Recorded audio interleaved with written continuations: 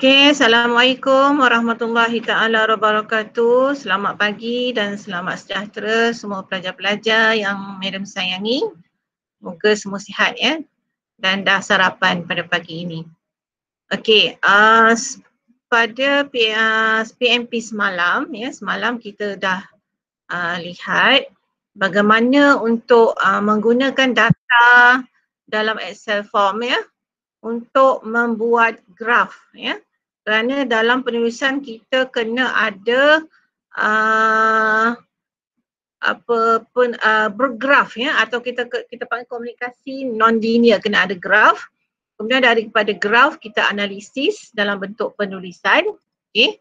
Dan kemudian juga kita kena ada bukti sokongan ya, bukti sokongan daripada temu bual ya, daripada kajian kepustakawan dan juga pemerhatian ya. Jadi bukti-bukti tersebut kita akan garap dia dalam bentuk penulisan ataupun kita panggil esei atau karangan ya, karangan berformat. Alright, so hari ini Madam nak sambung sedikit bahagian penulisan ya, penulisan dapatan kajian. Dan nanti sebelum kita mengakhiri kelas, saya akan buka untuk sesi Q&A. Okay?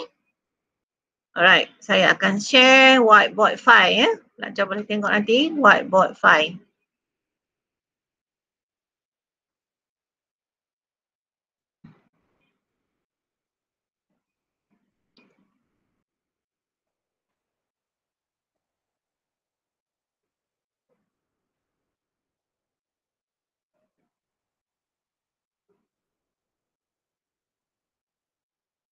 Okay, boleh nampak ya semua? Kalau dah nampak, please respond. Boleh, Madam. Alright, so hari ni just sambungan daripada semalam. Okay, ini adalah yang ini adalah dapatan kajian yang kita dah buat semalam kan. Bahagian pengenalan, awak boleh ikut yang saya bagi itulah kan. Yang bagi sebelum ni kan. Ikut je ayat tu dan sesuaikan dengan tajuk kajian awak ya. Okay, yang saya nak fokus hari ni adalah ini. Okay, kenapa 5.1 ni? Ini kalau kita lihat 5.0, ingat tak 5.0 adalah bahagian untuk dapatan kajian. Okey. Di bawah dapatan kajian kita ada demografi responden. Betul? So, sebab itu dekat sini dia tulis, ini kita panggil numbering ya, numbering ya. Jadi numbering ni kena betul. Penomboran dekat sini urutan dia kena betul. Okey?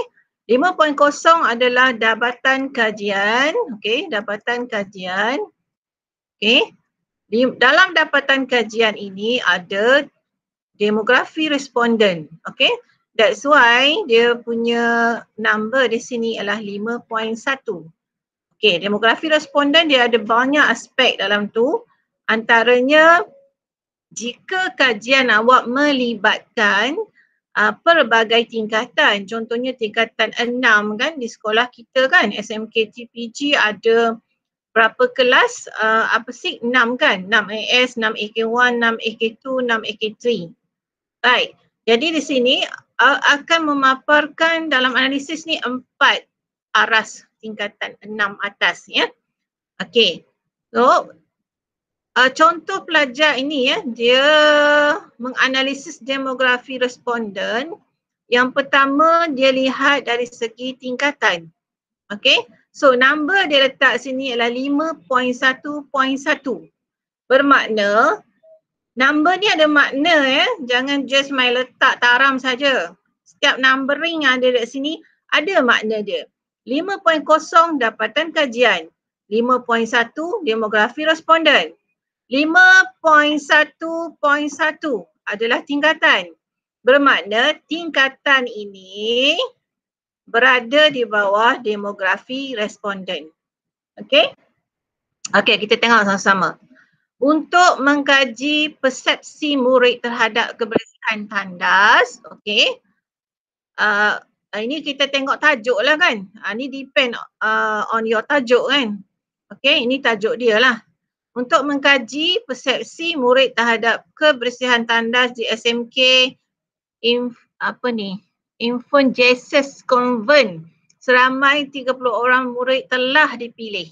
Okay, ini dia pengkaji ni menyatakan tentang responden dia lah, diambil daripada SMK ni ya, Convent.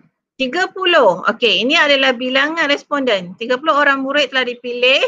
Okay, uraian analisis latar belakang melibatkan tingkatan.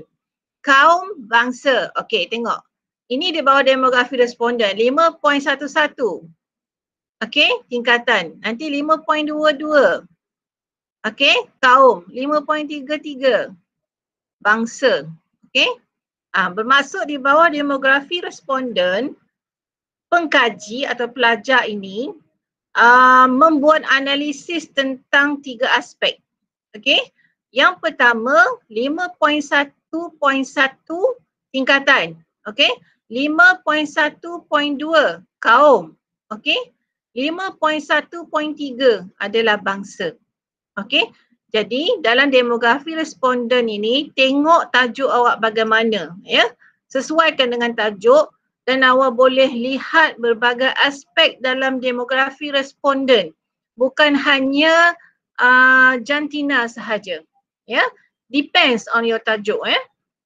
Okey, kita sambung lagi. Dan kekerapan menggunakan tandas dalam seminggu yang dipersembahkan dalam bentuk jadual dan rajah. Okey, ni lagi satu istilah yang awak kena hadam ya. Jadual. This is jadual. Okey. Ini adalah jadual. Jadual seperti yang kita buat graf kan. Kita dah belajar 10 jenis graf ya dalam semester 2. Dan setiap kali sebelum kita melakarkan graf dalam kertas graf, kita wajib membuat atau melakarkan jadual. Dari jadual itulah baru boleh membina graf sebab kiraan angka-angkanya semua ada di sini. Begitu juga semalam Madam dah tunjukkan daripada Excel form, boleh rujuk YouTube semalam ya. Cara membina graf dan menulis dapatan kajian ya. Itu tajuk yang saya beri dalam YouTube semalam ya. Okey. Apa nama tu? Jadi ini adalah sambungan dia. Contoh ya, tengok ya. Jadual dan rajah. Apa maksud jadual? Ini adalah jadual yang memaparkan nilai dan juga apa dia nilai yang nak dipaparkan ke sini. Contoh, pertama, okay, pertama itemnya dia lihat tingkatan. Yang kedua, pengkaji ini melihat nilai. Dan yang ketiga, peratus. Kenapa perlu ada peratus? Kerana kita nak tengok kekerapan dia. Ya, ataupun istilah dia sini consider kan. Okey, ini nilai ya. Okey, ni kita tempat kita tengok nilainya ada 15 orang. Peratusnya adalah 50%. Okey, 50% pelajar tingkatan 4. Okey, iaitu melibatkan 15 orang. Ini 15 orang ya. Jadi nilai dia adalah 50%. Dan bagi tingkatan 5, dia buat dua level ya. Okey, nilai 15 di sini adalah merujuk kepada orang ya. Sepatutnya di sini ada tulislah orang. Okey, 15 orang. 15 orang dan peratusnya adalah 50%. Jadi 15 campur 15 berapa? 30 orang. Jadi 30 orang responden. Dan di bawah ni dia tulis sumber. Sumber dia apa? Kajian lapangan. Jadi kajian ini dibuat pada tahun 2016. Ya. 2016 yang lalu. Ni tajuk 2016 lah. Saya tak boleh lah tunjuk awak untuk tahun ni kan. Tajuk tahun ni. Saya bagi contoh dan awak apply kepada tajuk yang awak buat ya. Okey. Alright, seterusnya ini seperti mana Madam beritahu ini adalah jadual. Sekarang Madam akan tunjukkan rajahnya. Okey, yang ni. Ni rajah kan? Yang ni jadual, yang ni dah. Yang ni jadual. Jadual 1. Bermaksud dalam penulisan pelajar ni ada banyak jadual. So that's why kita letak sini, dia letak sini jadual 1. Okey. Jadual 1 titik bertindih tingkatan. Okey. Nanti kalau dia pergi kepada penganalisisan untuk kaum, jadual 2. Okey. Dia tulis titik bertindih kaum. Kalau dia pergi analisis bangsa pula, jadual 3. Titik bertindih bangsa. Okey, faham? Right? Okey. Seterusnya, Madam akan tunjukkan, okey, akan tunjukkan. Tadi kita tengok jadual, kita nak tengok rajah dia.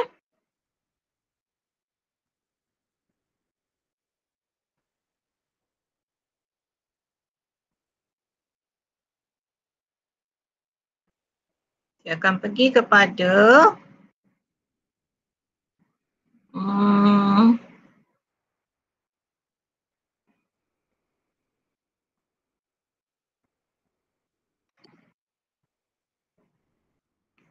rajah ya.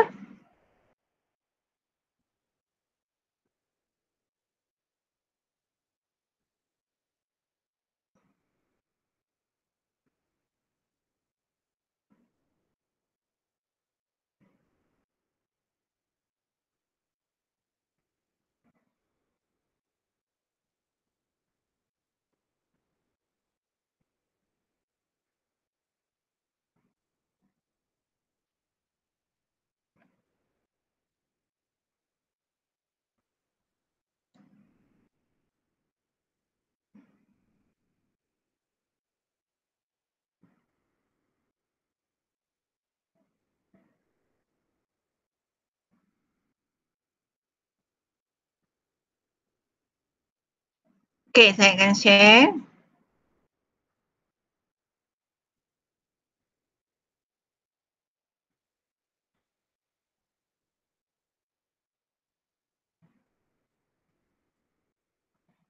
Okey. Tengok ya kat sini. Tengok pelajar dia tulis rajah 2. Kenapa rajah 2? Rajah 2 titik bertindih tingkatan. Maknanya sebelum ini dah ada huraian. Ya, dah ada huraian tentang demografi responden. That's why ini jadi rajah 2. Sepatutnya ni rajah 1. Okey? Alright. Ni adalah tadi Madam tunjukkan jadual demografi responden. So ini adalah rajah dia, ya. Sumber masih tulis sumber kajian lapangan 2016. Okey. Kalau kita tengok sini ada warna biru dengan warna jingga kan. Okey.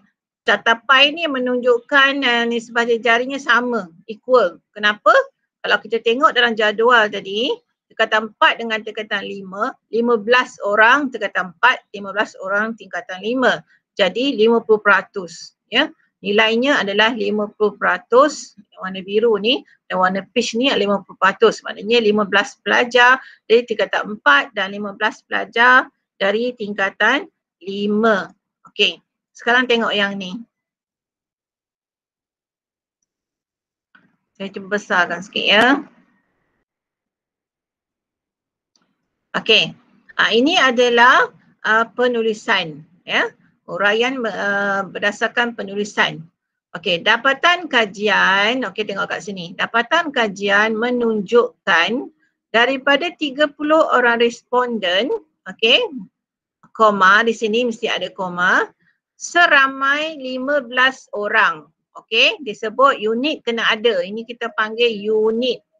Kalau tak ada unit, angka tu dah tak bermakna lah. 15 apa? 15,000, 15 tan, 15 kilogram ya. So kena letak unit. Unit dia ada orang. 15 orang, okey, dalam kurungan, ya, pelajar ni buat dalam kurungan, okey, letak peratus. Okey, jadi penulisan awak setiap kali membincangkan jadual, letak nilai dalam kurungan peratus. Okey. Adalah terdiri daripada responden tingkatan 4, manakala 15 orang, okey dia sebut lagi sini nilai Dalam kurungan 50%, okey, adalah responden tingkatan 5. Okey. Maklumat yang lebih jelas boleh dilihat pada jadual 1. Okey, jadual 1 tadi yang kita tengok tadi sebelum tadi ya. Sebelum Madam tunjukkan ni. Dan rajah 2. Okey, rajah 2 ini adalah rajah 2. Jadi penggunaan labeling, kita panggil tagging lah, labeling ya. Sangat penting. Rajah berapa, jadual berapa kan? Kena betul ya. Bukan just main letak sahaja. Ada sebabnya kan? Ni kena betul. Okey. Pengkaji memilih jumlah responden yang sama untuk kedua-dua tingkatan agar mendapat hasil yang lebih adil dan saksama. Okey. Dia ada sebab diterangkan kenapa dia pilih jumlah tu sama. Kalau kita tengok carta pie ni 50% kan. Nilai dia equivalent lah. Fair kan, 50-50. Kenapa? Sebab dia nak melihat kebolehpercayaan kajian dia. Yang ni kita panggil, kalau istilah dia dalam kajian kita panggil reliability. Kebolehpercayaan kepada hasil dalam kajian ini. Ya. Tapi yang tu awak tak perlu belajar lah. Tingkatan 6 nanti masuk universiti nanti akan belajar. Reliability. Okay. Okay. Yang di bawah ni adalah jadual untuk bangsa. Okay, sebab that's why awak tengok sini. Ni numbering dia. Tadi 5.1.1 adalah apa? Siapa boleh jawab? 5.1.1 tadi apa? Volunteer, siapa boleh jawab? Kalau dengar betul-betul mesti boleh jawab. Pika, apa dia?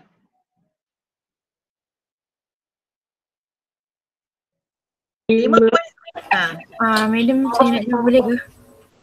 5.1.1. Madam sekarang bercakap tentang angka ni. Kenapa 5.1.2 bangsa? So yang tadi 5.1.1 apa dia? Tingkatan. Ya, betul. Siapa cakap tingkatan? Asha? Syasha. Bagus. Bagus.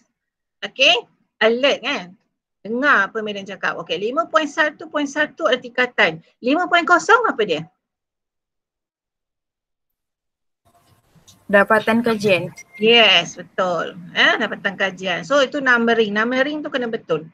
Okay, ini adalah jadual 2 bangsa.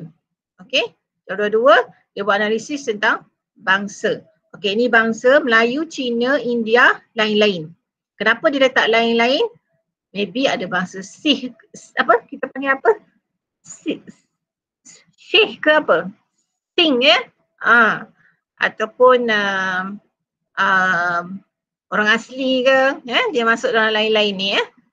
Melayu, Cina, India, lain-lain. So ini nilai dia. Ini frekuensi dia.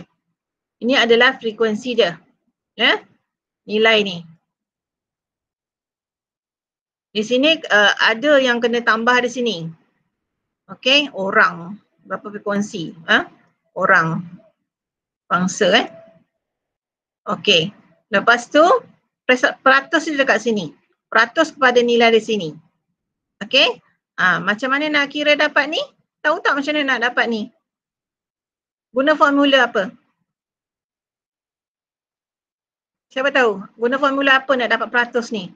Kalau kita tengok yang ni, contoh kita tengok ya. Bangsa Cina, 13. So peratusnya adalah 43.33. Gunakan 2 titik perpuluhan.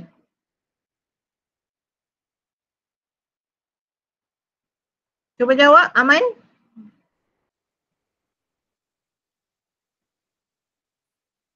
Macam mana dapat nilai ni?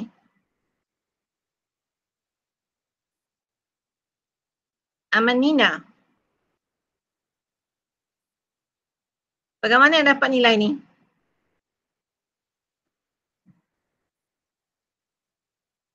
Problem ni kalau Aman Nina tak dapat jawab ni. Orang lain lagi tak boleh jawab ni. Macam mana? Tengoklah berapa bangsa ni, berapa orang. Total berapa sebenarnya? Total berapa? Total? 30. Responden? 30 kan? 30 orang. Bermakna yang ini adalah 43.33% daripada 30 orang responden. Macam mana nak kira? Itu kita belajar dah kan nak kira frekuensi macam mana? Peratus frekuensi. Macam mana? Baik. Kita nak proceed yang lain pula ni. Frekuensi bagi jumlah. Sekali lagi.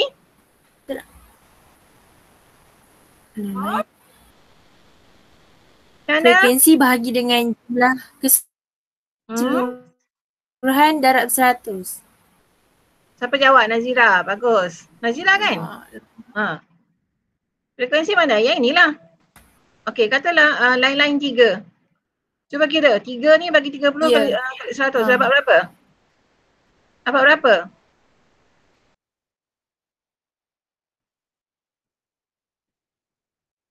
Kira dapat berapa?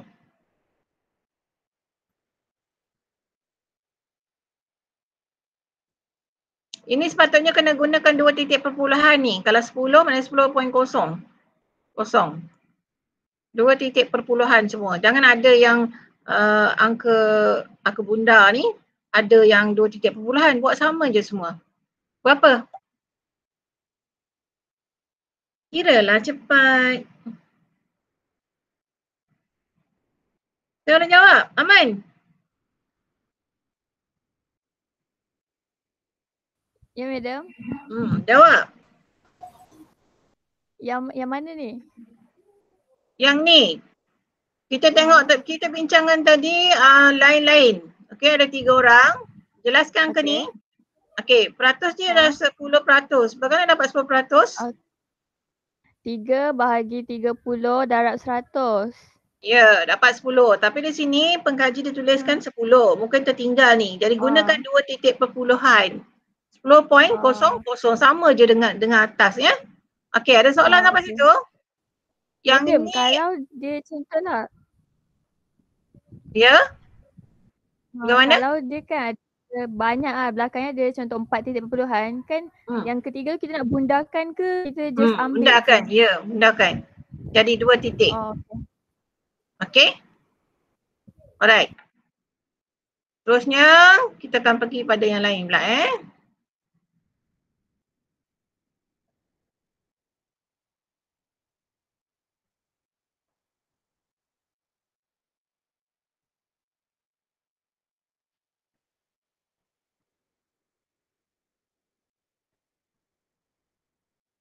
Okey, saya nak tunjukkan contoh analisis mengikut bangsa.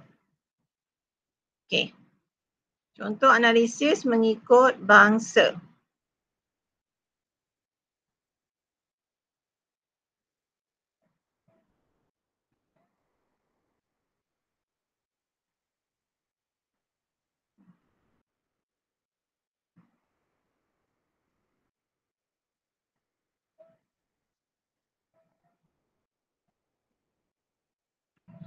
Okey, tengok ni.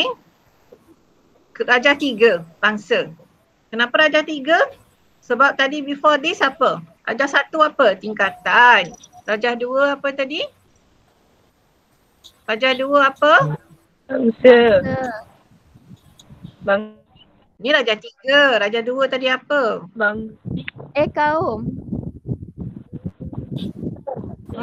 Kaum. Okey, yang kaum, yang ni bangsa. Yang tadi apa? Nominal. Nanti apa dia? kita dah kembali 3. Okey. Apa dia sekali lagi ulang? Apa dia tadi yang tadi? Madam tak suka cakap seorang-seorang. Cakaplah. Okey, tadi first analisis mengikut tingkatan. Okey, tadi mengikut tingkatan. Okey. Mula-mula madam tunjuk jadual analisis mengikut tingkatan. Kemudian analisis mengikut tingkatan. So, dan seterusnya analisis mengikut bangsa. Okey. So, sepatutnya sini rajah 2. So, andaian saya pelajar sebab saya tak ambil semua penulisan ni kan. Saya just ambil part-part tertentu je. Ya. Jadi andainya saya sebelum tu dah ada rajah, ya, iaitu ni rajah 3. Rajah 3 tentang bangsa, rajah 2 tadi tentang tingkatan. Sebelum rajah ada tingkatan tu ada lagi satu rajah. That's why dia letak sini rajah 3. Dan andai kata pelajar ni dia buat analisis yang pertama tadi adalah tingkatan, so ini kena jadi rajah 2 iaitu bangsa. Okey. Faham? Tadi kita tengok jadual kan? Sekarang ini rajah. Ini adalah rajah. Atau kita kata carta. Boleh gunakan perkataan carta juga kalau awak guna carta semua kan? Okey. Daripada analisis dalam jadual tadi, dijadikan dalam bentuk carta pie. Okey. Dijadikan dalam bentuk carta pie. Ini adalah petunjuk dia kan? Ini adalah petunjuk dia. Okey, petunjuk. Okey, kita tengok warna biru 23%. Warna jingga di sini 43%. Okey. Yang warna hijau ni apa? 23%. Warna purple 10%. 10% tu apa? Tengok kat sini. 10% tu bangsa lain-lain ya. Jadi bagaimana dapat angka ni? Sebenarnya kita boleh kira manual kalau kita buat graf manual, tapi bila kita melaksanakan kajian, kita boleh guna komputer. Malam madam dah ajar tengok YouTube yang semalam. Bagaimana membuat graf melalui Excel form. Tapi certain section, contohnya bahagian demografi ni, kita tak perlulah guna Excel form ya, untuk kira jadual semua tu kita boleh kira manual. Lepas tu daripada manual kita buat jadual yang macam semalam madam tunjuk dalam kelas malam. Tengok balik dalam YouTube kan. Bagaimana kita kena cipta dulu jadual yang macam ni semalam kita tengok kan. Yang ada nilai dia kan, nilai dia apa. Okey, berapa orang semua tu kan. Masukkanlah. Kalau ada 4 bangsa, so masukkan berapa nilai dia dalam bangsa tu. Jadi insert graph. Kalau pie dia akan keluarlah pie macam ni dan insert pergi kepada quick layout, pilih peratus je. So peratusnya akan keluar sendiri kat sini automatik kan. Yang ini tengok balik jadual yang ni. Yang ni tengok balik jadual, tengok balik kelas semalam rakaman kan. Okey, sekarang kita pergi kepada huraian. Okey, tengok huraian ya. Dapatan hasil kajian menunjukkan daripada 3 responden 7. Okey, di sini sepatutnya ada perkataan apa ni? Sekejap ya. 7 orang, 25.3% responden iaitu terdiri daripada bangsa Melayu. Yang ni sebab saya ambil, tak ada yang perfect. Ini pengkaji ni pun pelajar juga kan. Pelajar daripada sekolah lain lah. Mungkin daripada sekolah ni. Convent ni kan. Jadi di sini tengok dia terlupa tulis nilai ni kat sini. 7 ni apa benda? Kan? Awak kena masukkan nilai dia. 7 orang dalam kurungan 23% responden yang terdiri daripada bangsa Melayu. Koma. 13 apa? Masukkan juga orang. Okey, dalam kurungan 43% responden terdiri daripada bangsa Cina. Koma. 7 orang. Jangan lupa ya yang ni, saya dah ulang banyak kali ni. Unit penting dalam angka. Unit, ini unit. Unit ni dia memberi erti kepada number ya. Tak ada unit ni number tak bererti lah.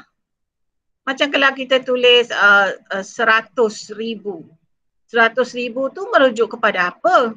Orang ke, duit ke. Kalau duit kita kena letak RM depan dia. Okey, kalau duit pula nilai dia nilai apa? Ringgit Malaysia ke, USD ke? Ya, kita kena letak USD pula kan?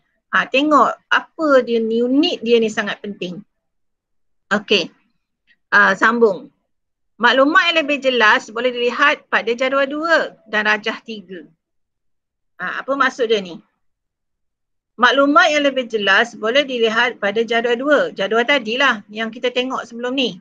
Jadual 2 tentang bangsa kan.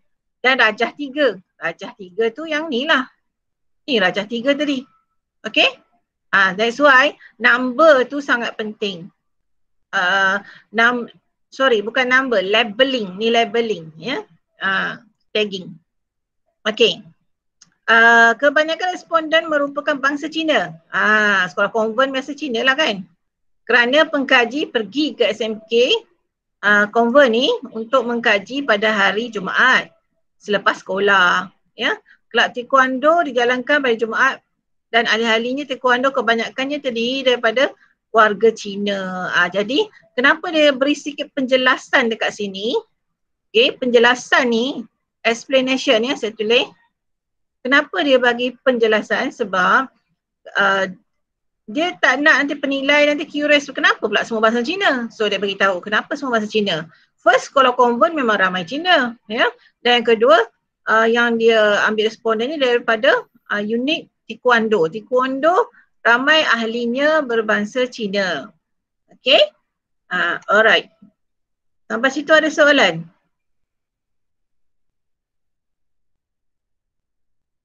Tak ada? Faham Tak ada, madam. Okay, tengok yang ni pula. 5.1.3 agama. Okay, ni analisis yang ketiga di bawah demografi responden. Demografi responden 5.1. Betul? 5.11 tadi dia buat apa? Tingkatan. 5.12 dia buat apa? Bangsa. Bangsa. 5.13 dia buat agama. So, setiap labeling ni ada maknanya ya. Okey, yang ini agama. Macam biasa juga tadi, buat jadual dulu. Masukkan agama apa nilai dia, ratus dia berapa. Okey, lepas tu buat jadual seperti dalam Excel sama. Okey, masukkan nilai dia dan insert chart untuk keluarkan chart dia daripada jadual ini. Okey, ada soalan sampai situ? Tak ada, madam. Tak ada. Bagus, semua faham. Nanti saat ni nak buat dah tak tahu pula kan. Harap-harap kelas 6 AK1 ni semua pintar lah kan. Okey, kalau tak tahu juga tengok dalam YouTube saya. Okey, now madam nak tunjukkan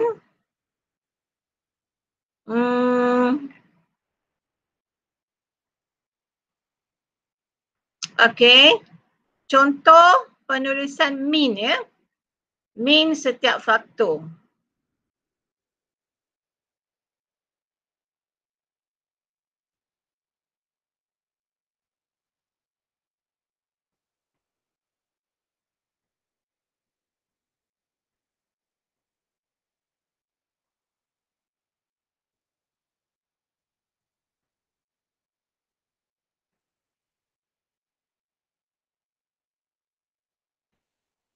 Okey.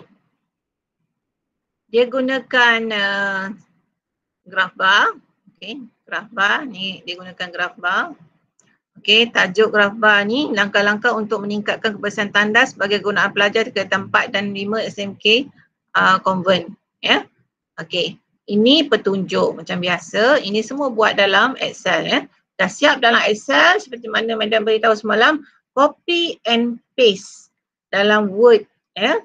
Jadi dalam Word tak boleh ubah graf. Semua kerja-kerja tu kena buat dalam Excel. Okey. So dia tulis sumber kajian lapangan. Okey, bagaimana dia menghuraikan graf ini? Bagaimana dia menghuraikan graf ini ya? Okey. Tapi saya tak galakkanlah awak guna kejap graf, kejap catapai ya. Untuk penulisan faktor kalau guna catapai saja.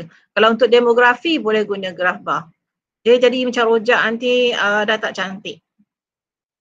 Okey. Responden telah disediakan 5 langkah. Okey, untuk meningkatkan kebersihan tandas bagi kegunaan pelajar tingkatan 4 dan 5 di SMK Infant Jesus Convent dalam borang soal selidik yang disediakan. Ini penerangan lagi sekali kan.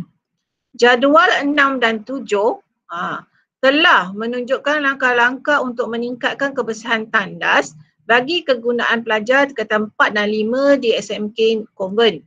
Okey, tengok dia gunakan ni jadual 6 dan 7. That's why awak wajib kaji betul-betul bagaimana nak guna perkataan jadual dan rajah. Jadual ni untuk jadual. Okey, rajah ni adalah untuk carta. Okey. Alright. Berdasarkan penilaian dibuat oleh pengkaji, bagi salah satu iaitu tandas dibersihkan 2 kali sehari adalah seramai 28 orang. Okey, betul. Ada unit kat sini. Lepas tu dalam kurungan 93% menjawab setuju. Okey, menjawab setuju. Bermaksud setuju 28 orang. 2 orang, okey, dalam kurungan 6.67% sahaja tidak pasti. Okey, ini dia guna skala tidak pasti. Tapi awak guna skala yang saya bagi Okey, oleh itu, purata indeks. Dia guna indeks purata. Awak guna min kekerapan. Okey, saya dah ajar sebelum ni. Jangan guna purata. Purata ni dia kurang tepat. Gunakan min kekerapan. Dan min kekerapan tu, saya dah letak dalam Excel form. Awak just add in data, nanti dia akan keluar sebab saya dah letak formula dalam Excel form. Awak tak perlu buat dah formula, saya dah siap-siap dah buat untuk awak. Apa lagi kalau tak dapat A tu tak tahulah, dah banyak dah saya tolong. Okey. Purata indeks, oleh itu purata indeks bagi langkah 1 ialah 2.93. Okey. Ini kita panggil min. Okey, dia masukkan min Oleh itu purata indeks bagi langkah 1, maksudnya ini adalah objektif 1. Yang dia cakap ni adalah tentang objektif dia yang pertama. Objektif 1. Ini adalah objektif 1. Okey? Maknanya dia dah bincangkan dah semua langkah-langkah. Okey, ada banyak langkah tadi kan? 5 langkah ni, tengok. Ni ada 5 langkah. Dalam 5 langkah ni dia buatkan kesimpulan. Ini adalah kesimpulan dia. Kesimpulan kepada objektif 1. Okey? Ni kesimpulan objektif 1 Okey, tengok semula. Oleh itu, purata indeks sebagai langkah 1 ialah 2.93 dan merupakan purata terbesar. Dan ini bermakna, okey, selepas beritahu min, kenalah buat satu kesimpulan. Ini bermakna, ni ejaan salah, awak jangan buat ejaan salah kan? Hampir kesemua pelajar tingkatan 4 dan 5 setuju. Setuju bahawa tandas dibersihkan 2 kali sehari. Okey, setuju Dia pergi tengok bagaimana awak memberi makna kepada skala. Kan saya dah bagi tahu. Kalau skala satu apa skala dia Alia? Alia? Skala 1 apa dia saya bagi? Kan kita ada skala 1 likat 2, 3, 4, 5. Macam mana tu nak memastikan status dia bagaimana? Kita nak membuat satu kesimpulan tentang skala tu macam mana. Skala 1.0 apa dia? Tidak setuju. 1.0 sangat tidak setuju. Kan sangat tidak setuju. SS kan? STS. STS, sangat tidak setuju. Okey. Kalau sangat tidak setuju daripada 1.0 hingga 1.5 tak silap saya. Hingga 1.5, 1.6 sampai 2.5. 1.4. 1.5 1.5 sampai 2.4 tu dah next to another skala. Apa next another skala? STS lepas tu? STS. Tidak setuju. Lepas tu TS. Tengok yang ini awak jangan ikut skala dia, ikut yang kita Okey, yang saya dah bagi tu. Okey, jadi awak membuat kesimpulan berdasarkan ni. Kalau 1.0 daripada 1.0 ke 1.4 tu adalah skala tidak setuju, sangat tidak setuju. 1.5 hingga ke 2.4 tu tidak setuju. Okey? Okey, langkah kedua tentang pemantauan guru bertugas. Ini langkah kedua. okey, seramai 10 orang. Iaitu 3 dalam kurungan 33.33% menjawab setuju. Dan 12 orang 40% tidak pasti. Walau bagaimanapun terdapat 8 orang 26.67% tidak setuju. Maka purata indeks bagi langkah 2 adalah 2.07. Okey, saya ulang sekali lagi. Saya betulkan sekali lagi ya. Tadi ini adalah bagaimana pengkaji memasukkan min kekerapan bagi setiap langkah. Okey? Saya bukan kesimpulannya, bagi setiap langkah. Bermaksud kalau awak buat okey, tajuk awak kan katalah jenama kereta kan, kesetiaan pada jenama kereta. Pertama, objektif awak adalah mengenal pasti jenama kereta pilihan responden. Okey, yang pertama. Okey, yang kedua, awak mengkaji tentang faktor-faktor pemilihan kereta berjenama oleh responden. So awak buat dalam soal selidik, faktor-faktor pemilihan tu awak buat soal selidik ada 10 item ataupun 10 penyataan. Bermakna awak kena ada setiap penyataan itu dalam Excel dan semasa kita memasukkan data ada min, betul? Betul? Setiap penyataan ada min kan? Dalam hujung dia tu. Tengok balik. Tengok balik ya. Tengok balik YouTube saya. Ada min kan? Setiap penyataan dalam soal selidik, bila kita masukkan dalam jadual yang kita buat analisis dalam Excel form, dia ada frekuensi dan ada min dan ada status. Yang itu masukkan dekat sini. Okey? Right, tengok. Langkah kedua ialah tentang pemantauan guru bertugas seramai 10 orang. Okey, 33.33% menjawab setuju. 12 orang, 40% tidak pasti. Okey, kemudian walau bagaimanapun terdapat 8 orang, 26.67% yang tidak setuju. Maka purata indeks bagi langkah 2 ialah 2.07. Ini adalah status dia. Ini adalah status dia.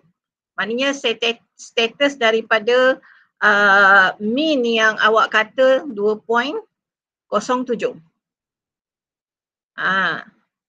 Ini yang dia meletakkan nilai kepada dia, awak jangan ikut dia. Awak ikutlah yang kita buat. Ya? Ini saya bagi panduan. Dan ini bermakna, okey, dia buat satu kesimpulan. Daripada indeks ni, daripada kenyataan ini, indeks purata iaitu min ni 2.07. Ini bermakna kebanyakan pelajar tidak pasti tentang pemantauan guru bertugas. Ini adalah kerana terdapat, okey, dia bagi sebab pula. Kenapa? Ini adalah kerana terdapat segelintir pelajar yang takut guru akan marah dan menghukum mereka jika tandas tidak bersih. Okey. Ini yang saya kata setiap huraian data, okey, dalam penulisan kena ada angka. Setiap angka kena ada unit dia. Lepas tu buat dalam kurungan peratus dia. Okey. Akhir sekali sebelum menamatkan huraian tentang sesuatu penyataan itu, masukkan purata dia ataupun min. Masukkan min dia. Dan buat satu kesimpulan pula kenapa min tu begitu. Kenapa min tu 2.7 kosongnya. Itu yang dinyatakan sini. Okey, ini kerana ini adalah penjelasan dia ataupun huraian dia. Explanation dia kat sini. Daripada explanation ni lah kita boleh nilai kematangan seorang pengkaji untuk menghuraikan data. Ya, kematangan seorang pengkaji itu yang bezakan markah awak. Ya. Okey, langkah seterusnya ialah tisu dan getah. Okey, langkah seterusnya lah. Ini semua langkah seterusnya. Okey, ada soalan sampai situ? Saya nak share yang lain pula. Ada soalan? Ada soalan? Tak ada, madam. Boleh faham? Boleh? Masa ni semua boleh kan? Lepas habis kelas nanti, bela. Okey. So seterusnya, madam nak tunjukkan last one ya sebelum kita pergi kepada Q&A. Contoh kesimpulan penutup. Ni penutup.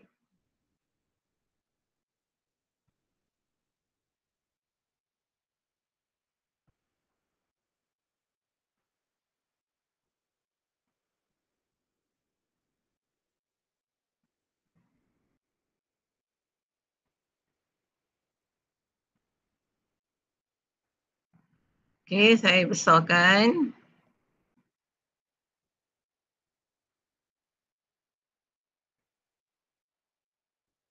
Okey. Boleh baca tak? Boleh nampak tak? Okey, bolehlah tu ya. Okey, tengok ya. Ni tutuplah IC dia. Okey. Yang ini penulisan ni tak justify ya. Awak kena justify bagi sama. Dia tak justify. Align dia, bagi dia elok tengah-tengah. Okey, dapatan kajian menunjukkan bahawa kebanyakan, ejaan pun kena check, pastikan betul. Pelajar tingkatan 4 dan 5, okey ini kesimpulan ya, ini adalah kesimpulan. Okey, penutup lah kesimpulan ya. Okey. Mempunyai persepsi yang pelbagai terhadap tandas yang sedemikian cases ya, convert oleh kerana tandas tiada pewangi. 30% daripada pelajar tingkatan 4 dan 5 setuju bahawa tandas berbau, tetapi terdapat 50% yang tidak pasti. Kebanyakan pelajar tidak pasti tandas sentiasa bersih dan tidak licin atau tidak. Ini adalah kerana terdapat hari yang bekerja mencuci tandas 2 kali sehari dan hari tandas tidak dicuci langsung. Bekalan air di tandas konvent adalah mencukupi kerana 47% daripada responden menjawab setuju dan hanya 13% yang tidak setuju. Kebanyakan pelajar setuju bahawa flush tandas dalam keadaan baik dan berfungsi. Jumlah yang tidak setuju dan tidak pasti adalah sama, iaitu 16.67%. Okey, tengok ni. Purata indeks responden yang setuju bahawa sinki tandas tidak rosak dan ada bekalan air adalah 2.7, iaitu paling hampir kepada 3.0. Okey, paling hampir kepada 3.0. Ini bermaksud hampir semua pelajar, okey ini adalah kesimpulannya, setuju bahawa sinki tandas adalah dalam keadaan baik. Ini adalah kesimpulan bagi objektif 1 dia. Ini kesimpulan. Sebab tajuk dia adalah persepsi kepada tahap kebersihan tandas di sekolah kan, dan apa langkah yang dilakukan untuk memastikan tandas di sekolah tu bersih. Tu tajuk dia. Okey, ini adalah kesimpulan bagi objektif pertama dia. Okey, dan purata indeks ni yang dimasuk sini adalah purata keseluruhan. Yang bukan yang setiap penyataan tu, yang bawah sekali. Ya. Okey, awak tengok balik yang bawah yang saya colourkan yang berbeza tu. Okey, seterusnya dapatan kajian menunjukkan langkah-langkah. Ini adalah objektif 2. Itu yang saya kata, ini adalah bagaimana menulis kesimpulan. Seterusnya dapatan kajian menunjukkan langkah-langkah untuk mengekalkan tandas yang bersih bagi kegunaan pelajar tingkatan 4 dan 5 di SMK Convent. Hampir semua pelajar, itu 93%. Dia masukkan ya, data ni daripada mana? Daripada Excel. Bahawa tandas perlu dibersihkan 2 kali sehari. Kebanyakan pelajar tidak pasti dan tidak setuju bahawa guru bertugas harus memantau kebersihan tandas. Ini adalah kerana mereka takut bahawa guru akan dimarah dan dihukum jika tandas didapati kotor. Okey, seterusnya 43 pelajar setuju bahawa tisu dan getah paip harus disediakan kerana kebanyakan pelajar tidak membawa tisu yang sendiri. Selain itu, hampir semua pelajar tingkatan 4 dan 5 juga setuju bahawa tandas harus diflushkan sebelum diguna dan tiada pelajar yang tidak setuju dengan langkah ini. 76% daripada pelajar setuju bahawa pewangi diletakkan dalam tandas agar tidak berbau. Terdapat 3 orang yang tidak setuju untuk langkah ini kerana mereka alahan kepada, okey awak nampak sini, apa yang diberi ialah angka peratus, okey, di peratus. Dan setiap peratus tu dia berikan justifikasinya. Okey, kenapa keadaannya begitu? Okey, kalau dia kata 43%, okey, kenapa dia berlaku 43%? Kenapa dia berlaku 93%? Dia mesti ada justifikasi bagi setiap angka tu. Okey, lastly, kesimpulannya boleh dirumuskan bahawa ini adalah kesimpulan kan, bahawa setiap pelajar tingkatan 4 dan 5 berasa bahawa tandas SMK Convent berbau dan tidak sentiasa bersih dan tidak licin. Selain itu, pelajar tingkatan 4 dan 5 kebanyakan setuju bahawa tandas harus dibersihkan 2 kali sehari dan flush tandas selepas diguna agar tidak kotor dan berbau. Okey, ini adalah kesimpulan bagi setiap objektif. Okey, ini adalah kesimpulan bagi setiap objektif. Ini kesimpulan objektif 1. Okey, yang bawah ni adalah kesimpulan nombor 2 ni, objektif 2. Okey, so bila dah buat kesimpulan pada setiap objektif ni, objektif 1 dah buat kesimpulan, ada indeks purata dia, Kemudian objektif 2 pun dah buat kesimpulan, dah ada indeks purata dia. Okay. Last sekali. Okay, ini adalah penutup kepada kerja khusus awak. Okay, awak buat tajuk baru. Tajuknya ialah apa? Rumusan. Okay, tajuknya ialah rumusan. Okay, buatkan ya, dapatan kajian kita 5.0 kan. Di bawah 5.0 tu ada anak-anak dia lagi. Poin berapa. Okey. Kalau 5.1 adalah demografi responden, 5.2 apa, 5.3 apa, tengok kepada penulisan awak. Lastly adalah rumusan 5 point berapa, sambung. 5 point berapa, bukan 5.1.1 ya. Yang itu kalau kita tengok tadi yang demografi responden dia ada bangsa, ada tingkatan kan.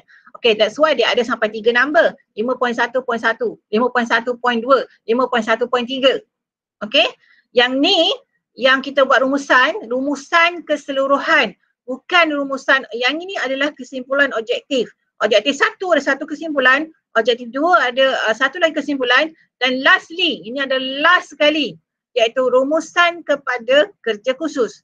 Okey, 5 poin berapa? Awak tengok urutan awak buat nanti, kan? Okey, dalam rumusan ni, dalam rumusan kerja khusus, awak masukkan cadangan pengkaji.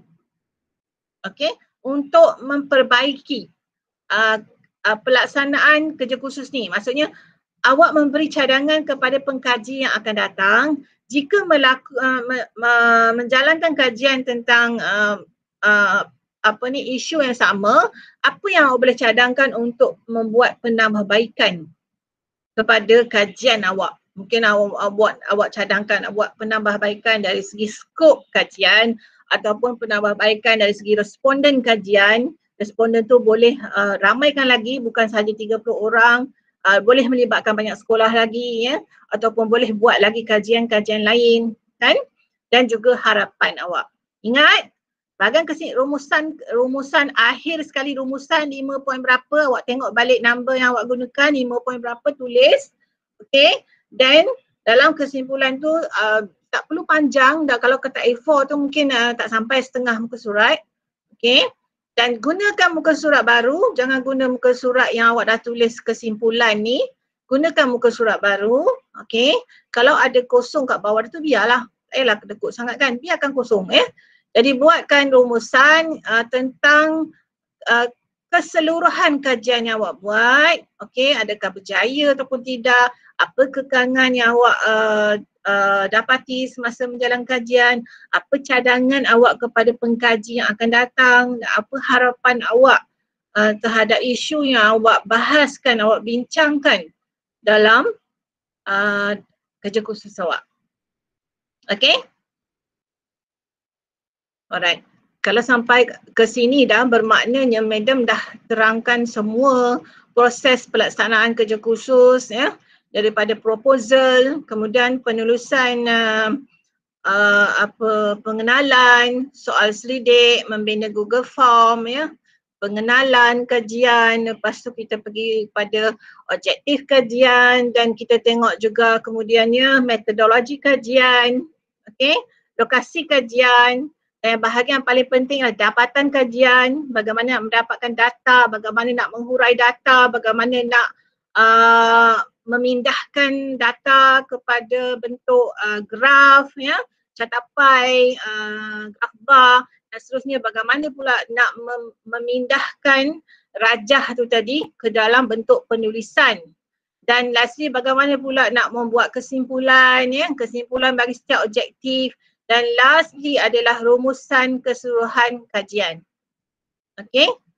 Jadi Madam Mara, awak boleh ikutlah flow ni ya. Kalau boleh ikut flow ni, semua penskoran yang saya dah tunjukkan sebelum ni, insyaAllah awak boleh dapat A. Mesti dapat 50 ke atas. Maka penuh 55, awak mesti dapat 50 ke atas untuk bolehkan awak dapat A dalam kerja khusus. Okey, dan kalau awak buat betul-betul, insyaAllah esok masuk universiti kan, awak buat thesis ya, thesis peringkat first degree ataupun mungkin ada nak sambung peringkat master, dah mudah dah. Ya, dah senang dah. Alright, so saya stop dulu recording dan kita teruskan dengan sesi Q&A ya.